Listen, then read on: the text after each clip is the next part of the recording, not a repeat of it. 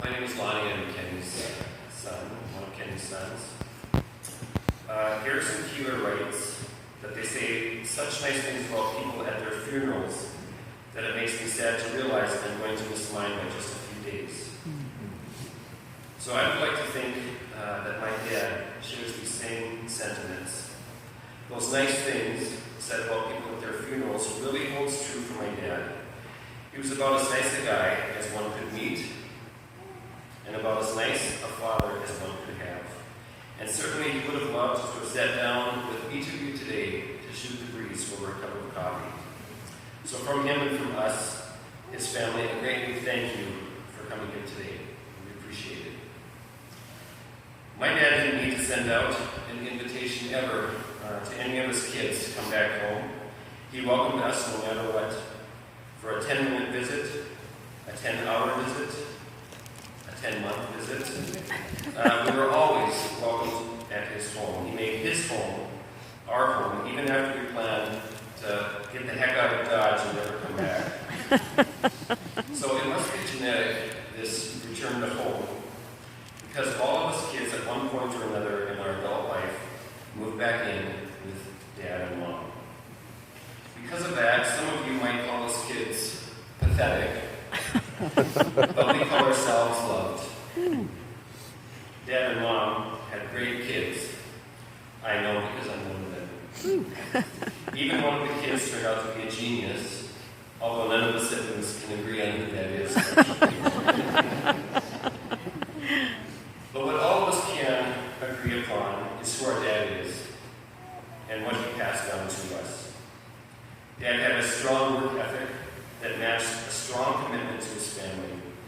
To be a hard worker is to be sacrificial. You work hard for your employer, you do the job right the first time, you work until the task gets done, you work to provide for your family. And this means you have to give up your time, your hobbies, your own wants, and it is something I think as parents ourselves we discover along the way. But it helped to have a mentor who demonstrated this, and Dad was this mentor to us. He would work a long shift and then come home and work on the car or in the garden. It was just his way. He would have to work away from home weeks at a time, some summers, but would always come home every other weekend to be with us and then leave early on Sunday to drive several hours back to be ready for work the next morning.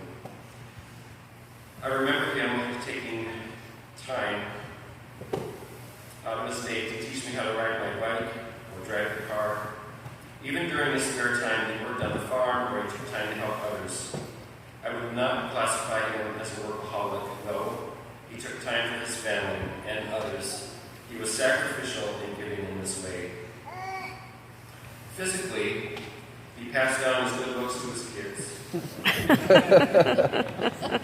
to help you guys out a little bit. And he shared a certain male pattern trait with each of his sons. Unfortunately. For my dad, there was some power in being bald, and he found the source of power in the scriptures. He had a verse written on a piece of paper that was bookmarked in his Bible, which he found in the days leading up to his funeral. 2 Kings 2, verses 23 through 24 says, "From there, Elisha went up to Bethel. As he was walking along the road, some youths came out of the town and jeered at him. 'Go on up, you bald head,' they said. 'Go on up, you bald head.' So he turned around, looked at them, and called down a curse on them in the name of the Lord. Then 2 bears came out of the woods and mauled 42 of the youths." Well, we were all guilty of teasing Dad in this way. But he had a great heart. Not once did he ever call those 2 bears to come out of the woods. The Apostle Paul learned to be content in any situation, and I think Dad was this way as well. Grandkids and great-grandkids in and out of the door, letting flies in, spilling their food on the floor, kids laughing, crying, screaming, rummaging through his house, his fridge, his pockets. He let life happen without becoming anxious. His contentment was evidenced by being able to fall asleep so quickly and easily in any place, such as his chair or on the floor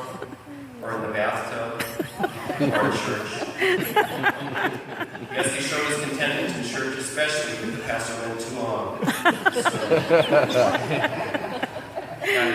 was a mouthful. I remember one time when I scratched up the side of the car, and I was afraid to tell my parents. And when he found out, Dad told me I didn't need to be afraid.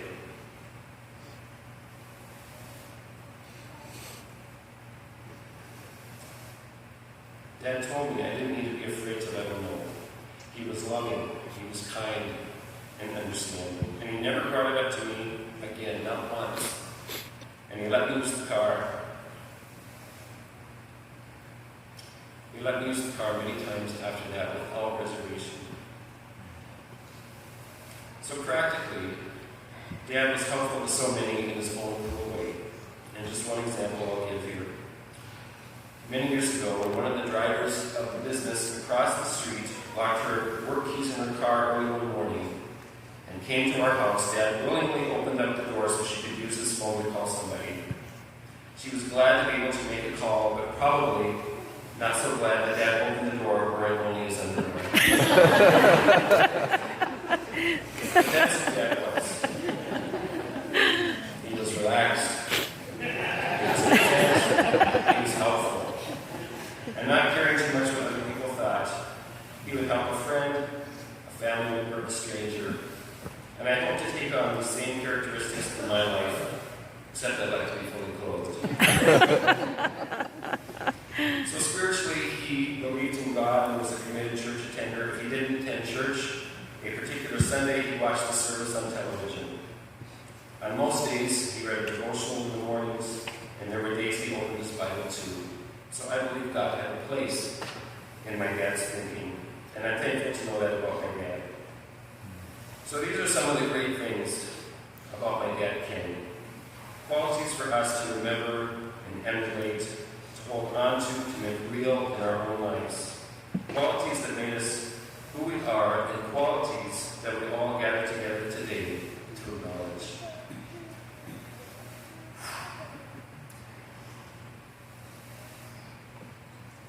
So thank you, Dad. We will certainly miss the wonderful person